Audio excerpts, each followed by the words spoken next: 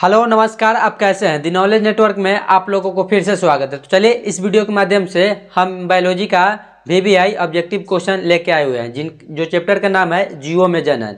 तो चलिए इस वीडियो का खासियत है कि जहाँ पे कंफ्यूज में बच्चा गलत मार के आ जाते हैं तो वहाँ पे हम आप लोगों को कुछ ट्रिक बताएंगे। ठीक, जहाँ पे ट्रिक लगने वाला है वहाँ पे ट्रिक बताएंगे। ट्रिक वही जगह बताएंगे जहाँ लड़कन दो के मारे एक मारे कंफ्यूज में होकर फंस जाते हैं। तो चलिए बिना टाइम गवाए हुए इस वीडियो को स्टार्ट करते हैं। यदि इस वीडियो को शुरू से लेकर अंत तक बने रहिएगा तो होने वाले बायोलॉजी बोर्ड एग्जाम 2025 में जहाँ पे लड़कन कंफ्यूज होता है वहाँ आप कंफ्यूज नहीं हो पाइएगा। तो चलिए इस वीडियो को आप शुरू से लेकर अंत तक बने रहिएगा। पहला क्वेश्चन है एक स्वस्थ महिला के पूरे जीवन काल में उत्पन्न कुल अंडों की संख्या कितनी होती है। एक स्वस्थ महिला के उनके पूरे जीवन काल में अंडा का उत्सर्जन कितना होता है। इन क्वेश्चन का पूछने का मतलब ये है। तो आप बताइए 400 होता है, सॉरी एक और यहाँ पे जीरो होगा, 4000 होता है, 400 होता है कि 40 होता है कि 365 होता है। तो यहाँ पे यदि आप कंफ्यूज हो रहे हैं तो आप अपने दिमाग से सोच के लिख सकते हैं कि महिला का अंडा का उत्सर्जन कितना दिन पर होता है, 28 दिन पर होता है।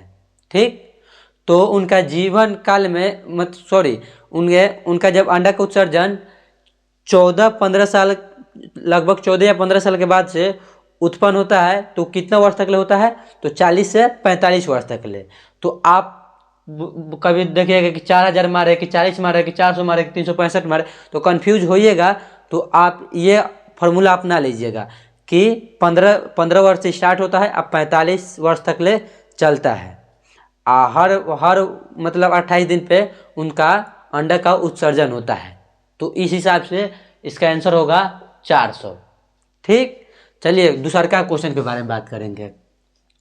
अंडाणु बनने की विधि को कहते हैं क्या। अंडाणु बनने की विधि को क्या कहते हैं, अंडजनन।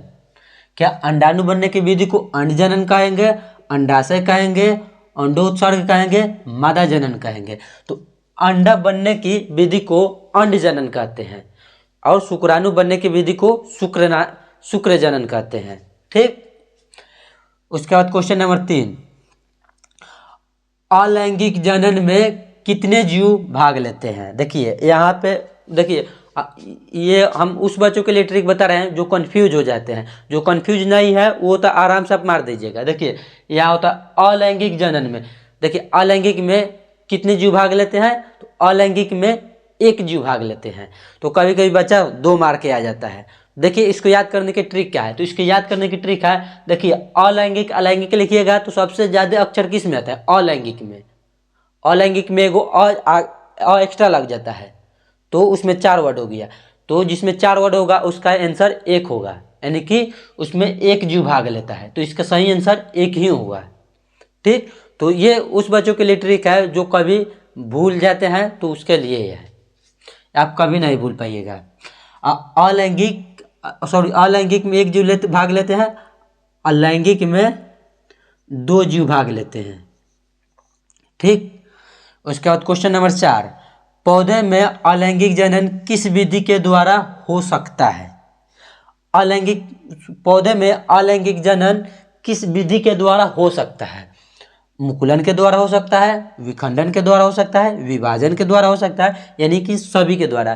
किसके द्वारा हो सकता है, तो इसको याद करना है, मुकुलन के द्वारा। मुकुलन के द्वारा पौधा में अलैंगिक जनन होता है। मुकुलन के द्वारा पौधा में अलैंगिक जनन होता है। ठीक, उसके बाद क्वेश्चन नंबर 5 है, आलू में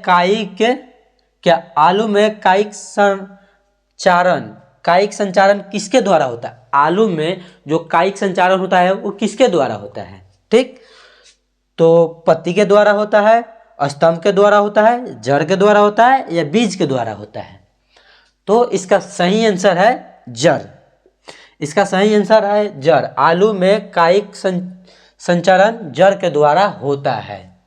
अब क्वेश्चन नंबर 6 में देखते हैं। ठीक, क्वेश्चन नंबर 6 में क्या है, अंडाशय से अंडे निकलने की प्रक्रिया को क्या कहते हैं। देखिए अंडाशय से अंडे निकलने की प्रक्रिया को क्या कहते हैं? तो अंडाशय से अंडे निकलने की प्रक्रिया को अंडो उत्सर्ग कहते हैं। क्या? अंडो उत्सर्ग। अंडजनन कहते हैं। तो अंडजनन तो किसको कहते हैं? अंडजनन कहते हैं अंडाणु बनने की क्रिया को अंडजनन कहते हैं। ठीक। क्या अंडाशय से अंडा निकलने की प्रक्रिया को अंडो उत्सर्ग कहते हैं। इसका सही आंसर ये है। और शुक्राणुजनन तो होगा नहीं, वो तो मादा में होता है, नर में होता है। सॉरी, ये तो नर में होता है। क्वेश्चन नंबर 7 को देखेंगे। क्वेश्चन नंबर 7 में क्या है? तो क्वेश्चन नंबर 7 में है कि मानव मादा में अंडे की निषेचन कहाँ होता है? जो मादा में अंडे का निषेचन होता है वो कहाँ पे होता है? अंडाशय में होता है। तो अंडाशय में थोड़ी निषेचन होगा। गर्भाशय में होगा? नहीं होगा। योनि मार्ग में होगा? नहीं होगा। फैलोपियन नलिका में होगा? तो इसका सही आंसर यही है, फैलोपियन नलिका या फैलोपियन ट्यूब भी कह सकता है। ठीक, फैलोपियन नलिका या फैलोपियन ट्यूब भी कह सकता है। ठीक, इसके आंसर से सही क्या है? फैलोपियन नलिका। Question number 8। क्वेश्चन नंबर 8 को हम लोग देखेंगे। युग्मक में गुणसूत्रों की संख्या कितना होता है? देखिए यहाँ बहुत कंफ्यूज होने वाला क्वेश्चन है। क्या? युग्मक में गुणसूत्रों की संख्या कितना होता है? युग्मक मतलब क्या होता है? जोड़ा। ठीक, युग्मक का मतलब होता है जोड़ा, यानी कि पेयर में। देखिए, तो यदि आप इस क्वेश्चन में आप कंफ्यूज हैं तो हम एक ट्रिक के माध्यम से हम बहुत सारे जीव के गुणसूत्रों की संख्या एवं युग्मक में गुणसूत्रों की संख्या को ट्रिक के माध्यम से बताए हैं। ठीक, तो वहाँ पे यदि वो वीडियो को आप जाकर शुरू से लेकर अंत तक बने रहिएगा, और तो उसमें जितने NCERT का जीव का नाम एवं गुणसूत्रों की संख्या एवं युग्मकों में गुणसूत्रों की संख्या दिया है, उसको ट्रिक्स के माध्यम से हम याद करवा दिए हैं। तो यदि वो वीडियो देख लीजिएगा तो इस क्वेश्चन में आप कभी कंफ्यूज नहीं होइएगा। तो युग्मक में गुणसूत्रों की संख्या किस सेट में होती है? तो 2n के सेट में होता है। तो 2n तो गुणसूत्रों की संख्या होता है। युग्मक में नहीं, केवल गुणसूत्रों की संख्या पूछेगा तो 2n बोलिएगा। 4n नहीं होगा, 3n नहीं होगा। इसका सही आंसर n होगा। देखिए, युग्मक बोलेगा तो n सेट होगा, और गुणसूत्र केवल बोलेगा तो देखिए 2n हो जाएगा। ठीक, उसके बाद देखिए क्वेश्चन नंबर 9। क्वेश्चन नंबर 9 में है, ये कभी कंफ्यूज नहीं होइएगा, नहीं तो इसको भी हम याद करा दे रहे हैं। रुकिए, देखिए हम यहाँ क्या बोले थे कि ज्यादा संख्या आएगा तो उसका आंसर कम होगा। ठीक, तो इसमें भी देखिए युग्मक में गुणसूत्रों की संख्या यानी कि ज्यादा बोल रहा है तो आंसर n होगा। केवल गुणसूत्र कहेगा तो इसका आंसर 2n हो जाएगा। क्वेश्चन नंबर 9 देखिए, मादा द्वारा दिए गए युग्मक और पिता द्वारा दिए गए युग्मक के संलयन को क्या कहते हैं? मादा द्वारा दिए गए युग्मक और पिता के द्वारा दिए गए युग्मक के संलयन, यानी कि जब संलयन होगा उसको क्या कहेंगे? तो युग्मक कहेंगे, युग्मनज कहेंगे, संतति कहेंगे, क्लोन कहेंगे। तो इसका सही आंसर क्या होता है? युग्मनज कहते हैं, युग्मनज कहते हैं। देखिए, युग्मक तो यहाँ तो दिया है तो ये तो होगा नहीं, संतति तो नहीं होगा, क्लोन तो पेड़ पौधे में होता है। तो ये ऐसे ही चुना जा रहा है कि युग्मनज होगा।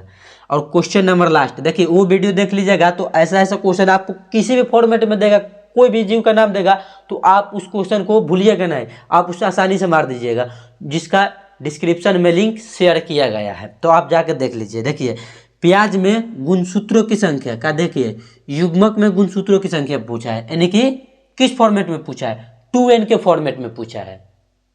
किस फॉर्मेट में पूछा है? सॉरी, n के फॉर्मेट में पूछा है। युग्मक पूछ दिया, यानी कि ज्यादा पूछ दिया तो n के फॉर्मेट में पूछा है, n सेट के फॉर्मेट में। ठीक, देखिए तो n सेट के फॉर्मेट में पूछेगा। ठीक, तो n सेट के फॉर्मेट में पूछेगा तो प्याज है, क्या प्याज है?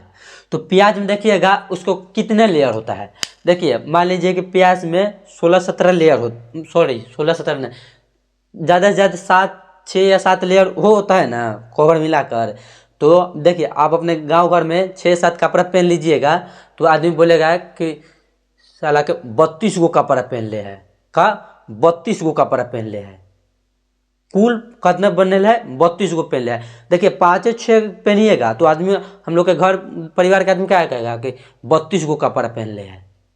ठीक, तो इसे याद करने की ट्रिक अच्छी है। यदि केवल युग्मक पूछेगा तो उसका सही आंसर 32 हो जाएगा, लेकिन क्या पूछा है? युग्मक पूछा है, यानी कि एन फॉर्मेट में पूछा है, तो इसका सही आंसर 16 होगा। ठीक, तो इस वीडियो में इतना ही, और ये वीडियो आपको अच्छा लगा तो अपने दोस्तों के पास शेयर करें, और पूरे वीडियो देखने के लिए धन्यवाद।